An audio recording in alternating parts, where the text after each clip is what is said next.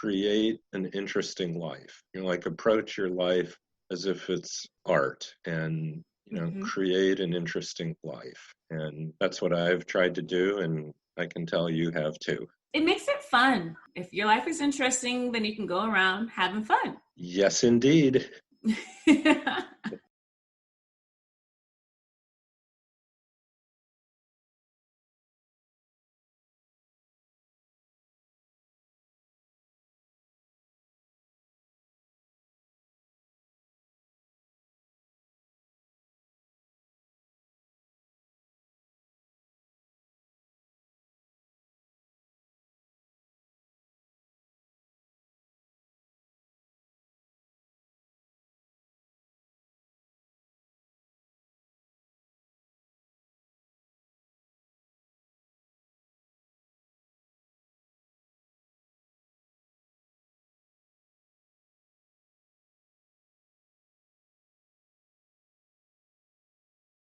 Hey everyone, thanks for tuning in to this episode of the Things of That Nature podcast.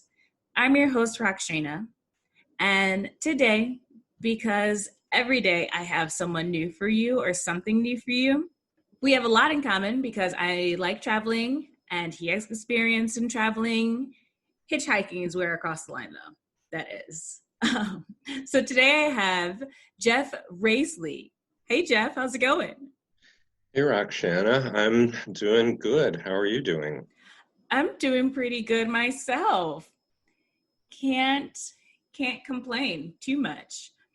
So, Well, yeah, if you can't complain in these days and times, good for you. Right. Now, what gave you the traveling bug? Well, I think a big part of it was I grew up in a small town. Life was very safe, but kind of dull. And I had an adventuresome spirit.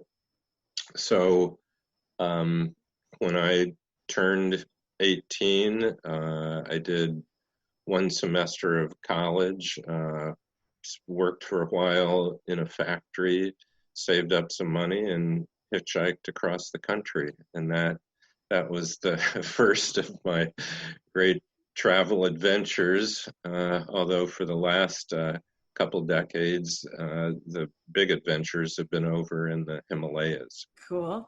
How do you pick where you go? Like, what's that process for you?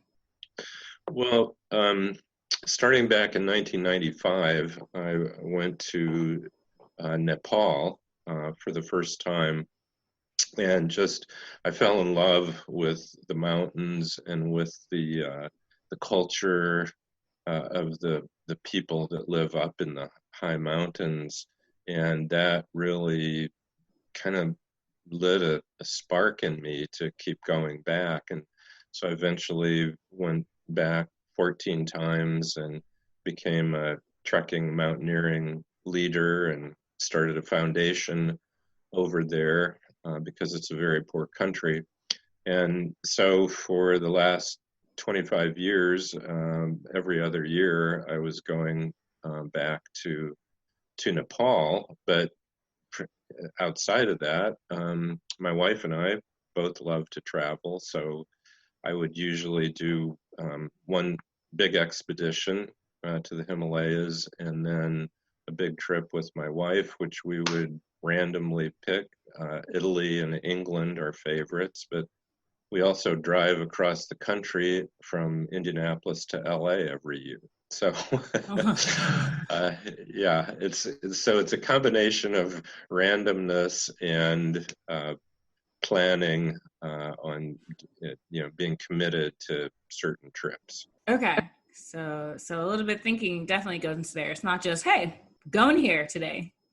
Yeah, usually not. Although that's a fun approach, and we have done that, my wife and I, on little like weekend trips, 3-day trips or just little getaways. You see something on the internet within driving distance or an easy flight, and wow, that looks like a really wonderful place to spend some time. And we've done that too. Cool. What's one of the craziest things you've seen while you're traveling? Craziest things. Well, the craziest in terms of just strange, weird, bizarre, have probably mostly all been in Nepal, because the culture is so different. Um, when you land in Kathmandu, driving then across the city to get to your hotel or wherever you're staying is one of the most bizarre, amazing experiences imaginable. I mean, there are water buffalo walking in the street. Um, there are people who are washing, doing sort of everything that we think of very private activities out in the open.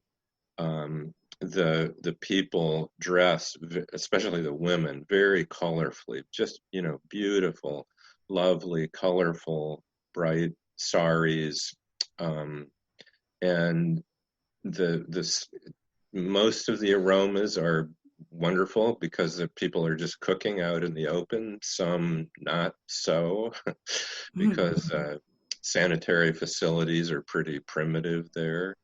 But yeah, and then there are yogis and sadhus, lamas, these holy people. That are painted up, have their faces painted, and their hair, in long, like waist length dreadlocks, and walking around in loincloths, barefoot.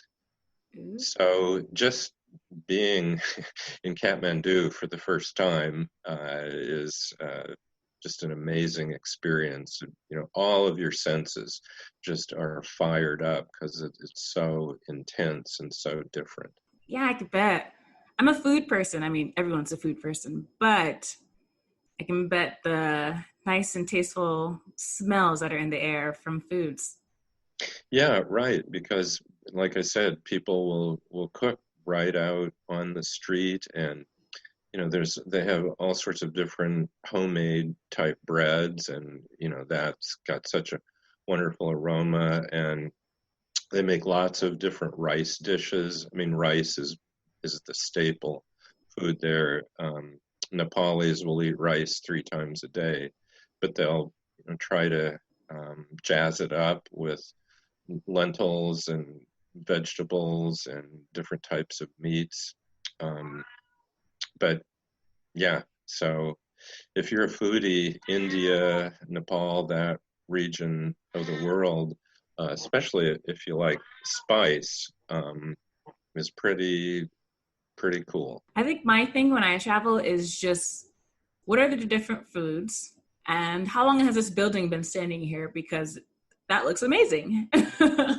Yeah, I mean, old architecture is always really interesting, and of course, museums and art galleries and all that sort of the uh, high-end culture, music, experiencing that in different cultures is always a wonderful and expanding experience. And now you've written a few books and articles on your traveling experience. Yes, I have. I've written several books and many articles. Um, Most of what I've written in terms of travel, I've described as spiritual adventure travel articles, um, because I've never really been interested in just writing a typical travel article like, okay, I went here, I saw this, I did that. I've always tried to find something more meaningful out of the experience than just a sightseeing review. And so I've tried to offer readers, some spiritual insight or just something um, culturally that would expand a reader's consciousness. And when you say expand readers' consciousness, is there is it in the style of your writing or what you're just describing? Um, well, I hope the style helps it, but it's in the content, in the sense of, for example, I've several times visited the guy who is the High Lama of the Sherpa people. And so I've had audiences with him, and he has offered me sort of the wisdom of Buddhism, as the Sherpa people in Nepal are all Buddhists and they follow the Dalai Lama. And so I've been writing about, like, say, trekking or climbing in the Himalayas.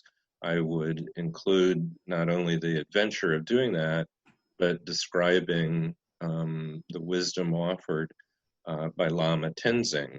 And so that's how I would try to combine a spiritual insight along with describing a pretty cool adventure of climbing a mountain. All right. Yeah, I can see that reading it.